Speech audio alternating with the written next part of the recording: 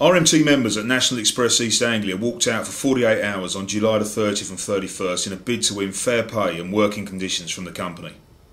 Strike action brought the network to a standstill, with departure boards left empty save for a skeleton service run by managers to Stansted Airport and a couple of other destinations. General Secretary Bob Crow, who joined the picket line at London's Liverpool Street Station, praised union members for their solid support.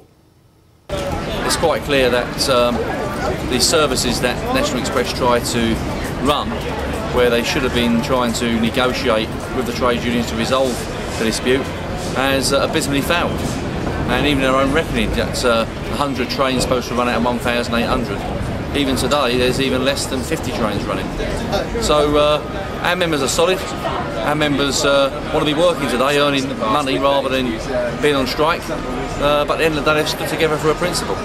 And there's talks based next week, and we'll be going in them talks to try and get a deal which is acceptable to our members. And it's against the background of National Express losing franchises and other chaos within the company? Well, they lost the franchise on the East Coast, but they're making money on this franchise. And the reality should be that if they're making money out of this franchise, our members who work for the company should share in that success. And that's the reason why our members feel aggrieved, and that's the reason why they voted by over 9-1 to take industrial action. And what they want is a fair and reasonable settlement. We're very pleased with the the performance of the members. The solidarity that's been shown has been tremendous. The picket lines have been well attended, and the action is solid, and the train service is completely disrupted.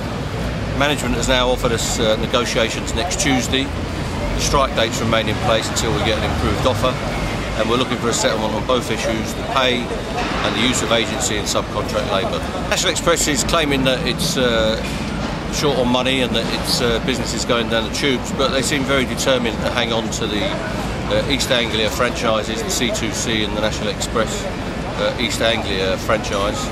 We're sure that there's money there. If they were so keen to emphasise their poverty, they wouldn't be trying to hang on to these franchises so desperately.